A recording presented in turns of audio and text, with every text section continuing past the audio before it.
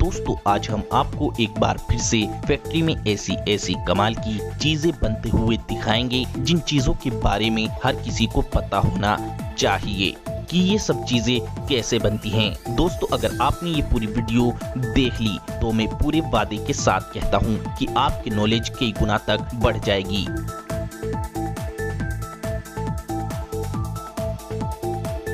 दोस्तों हमने ये वीडियो बहुत ही ज्यादा कड़ी मेहनत कर बनाई है, इसीलिए सभी दोस्त इस वीडियो को अभी एक छोटा सा लाइक जरूर कर दें और वीडियो को पूरा आखिर तक जरूर देखें।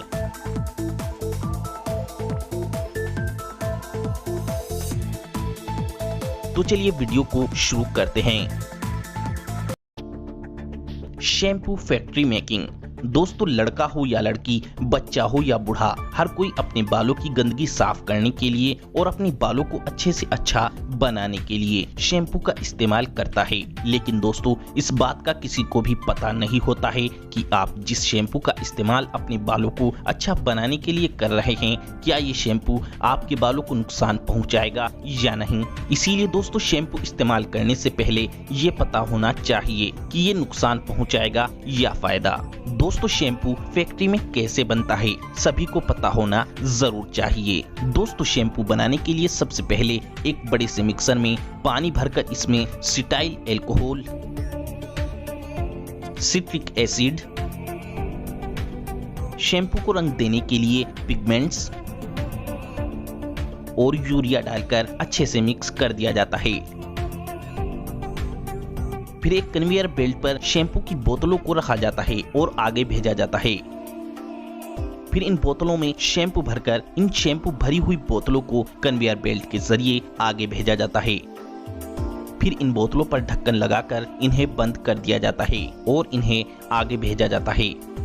फिर कंपनियां इन शैम्पू की बोतलों पर अपनी अपनी कंपनियों के छपे हुए कागज और मोहर को इन बोतलों पर चिपका देती हैं। इस तरीके से शैम्पू को फैक्ट्री में तैयार किया जाता है। Baby diapers making machine. दोस्तों बेबी डायपर बनाने के लिए इस मशीन में एक साथ दो खास तरह के रोल लगाए जाते हैं जिन्हें सेल्यूलस पल्प कहा जाता है। ये सेल्यूलस पल्प पॉलीप्रोपाइलीन और पॉलीथाइलीन से मिलकर बनते हैं। फिर बच्चों की यूरिन यानी पेशाब को एब्जॉर्ब करने के लिए इनके ऊपर सोडियम पॉलीक्रिलेट, लुगदी और पॉलिस्टर को ये मशीन प्रेस कर लगा देती है।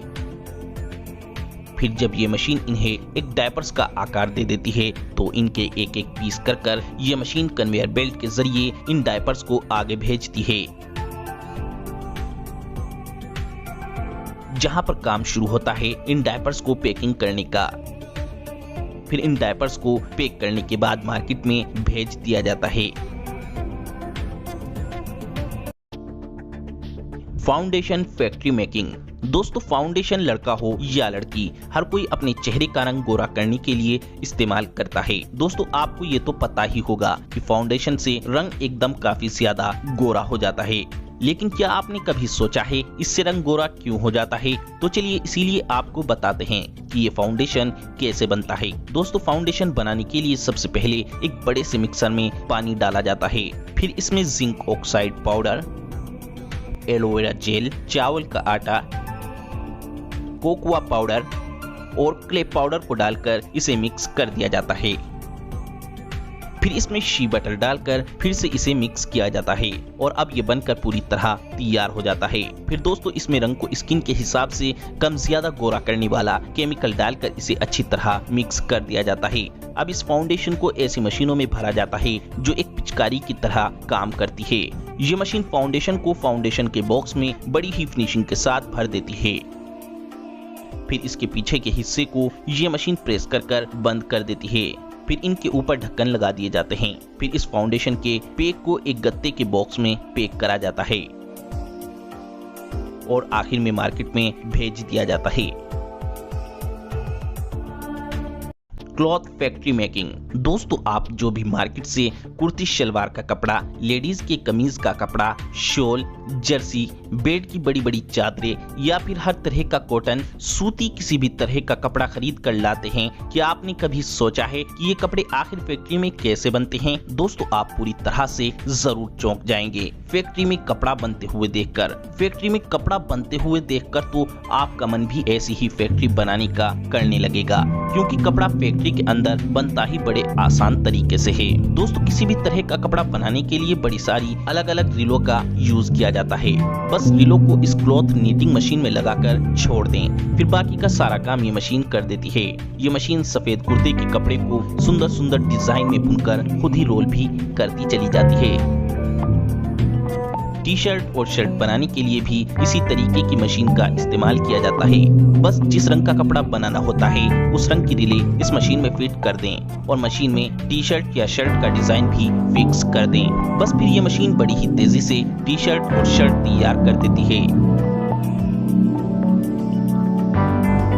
बेड की चादरें बनाने के लिए इस नीटिंग मशीन का यूज किया जाता है। देखिए ये मशीन बड़ी ही तेजी से सुंदर सुंदर डिजाइन की बेड की चादरें तैयार कर देती है और लेडीज के कुर्ते के कपड़े को और साड़ी के कपड़े को इस तरीके से तेजी से बुना जाता है।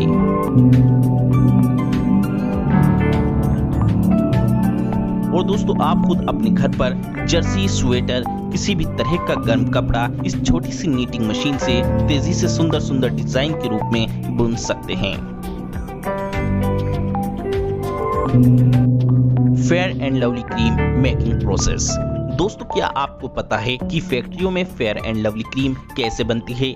दोस्तों रंग गोरा करने के लिए अक्सर लड़कियां फेयर एंड लवली क्रीम लगाती हैं, लेकिन दोस्तों आपको ये क्रीम लगाने से पहले पता होना चाहिए कि ये क्रीम आखिर फैक्ट्री में बनती कैसे है। दोस्तों फेयर एंड लवली क्रीम बनाने के लिए कई चीजों की जरूरत पड़ती है। Distilled monoglycerides, citric acid, cetyl alcohol, stearyl alcohol, butylated hydroxytoluene, carbopol, glycerine, mineral oil, methyl paraben, aloe vera और वाटर। दोस्तों फेयर एंड लवली क्रीम बनाने के लिए सबसे पहले एक बड़े से मिक्सर में मिल्क यानी दूध को डाला जाता है, फिर इस दूध में मिनरल वाटर डाला जाता है, फिर इस मिक्सर में फेयर एंड लवली क्रीम के सभी इंग्रेडिएंट्स को डाला जाता है। फिर मिक्सर को चलाकर ये सभी चीजें अच्छे से मिक्स होकर एक क्रीम का रूप ले लेती हैं। फिर इस क्रीम को एक ऐसी मशीन में डाला जाता है जिससे कि ये क्रीम फेयर एंड लवली के बॉक्स में आसानी से भरी जा सके। ये मशीन फेयर एंड लवली के बॉक्स में क्रीम बड़ी ही तेजी से भर देती है। फिर कन्वेयर बेल्ट के जरिए ये फेयर एंड लवली क्रीम आगे जाती है, जहाँ पर फेयर एंड लवली बॉक्स के पीछे का खुला मुंह ये मशीन प्रेस कर इस खुले हिस्से को बंद कर देती है। फिर ये क्रीम कन्वेयर बेल्ट के जरिए आगे जाती है, जहां पर इन क्रीम को एक कागज के बॉक्स में पैक कर दिया जाता है। इस तरीके से फेयर एंड लवली क्रीम पूरे तरीके से बनकर तैयार हो जाती है। Polyester cloth making process.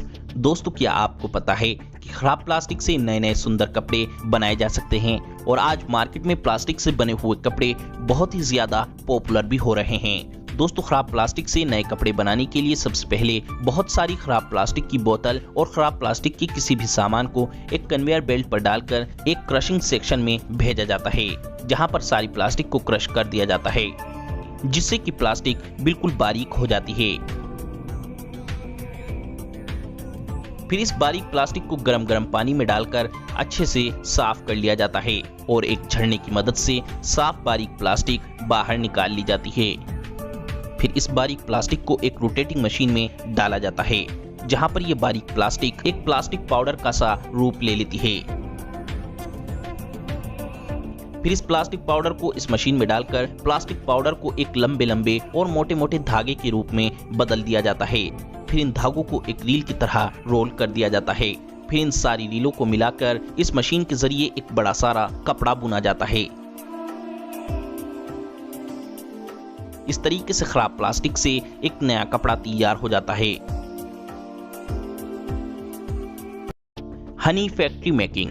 दोस्तों शहद एक ऐसी चीज है जो हर बीमारी में किसी न किसी रूप में फायदा पहुंचाती है। लेकिन दोस्तों, आप जो मार्केट से किसी भी कंपनी का शहद खरीद कर खाते हैं, क्या आपको पता है वो शहद फैक्ट्रियों में कैसे बनाया जाता है? दोस्तों, शहद बनाने के लिए सबसे पहले मधुमक्खियों की खेती की जाती है। जी हाँ दोस्तों, खेती की जाती है। दोस्तों, कंपनियों के द्वारा कई सारे लकड़ी के बॉक्स बनाए जाते हैं जिनमें मधुमक्खियां रहती हैं। अब आसपास के फूलों पर से ये मधुमक्खियां उनका रस पीकर अपने लकड़ी के बॉक्स में इस रस को इकट्ठा करती रहती हैं और इस लकड़ी के बॉक्स में ये मधुमक्खियां अपना एक बड़ा सारा एक शहद का छत्ता तैयार कर लेती हैं। जब छत्ता पूरे तरीके से तैयार हो जाता है तो इन मक्खियों पर धुआं डालकर इनको भगा दिया जाता है और शहद का छत्ता निकाल लिया जाता है। फिर इन छत्तों को फैक्ट्री में ले जाकर इस मशीन में इन शहद के छत्तों को डाल दिया जाता है, जहां पर ये मशीन इन छत्तों के ऊपर से वैक्स के कवर को उतार देती है।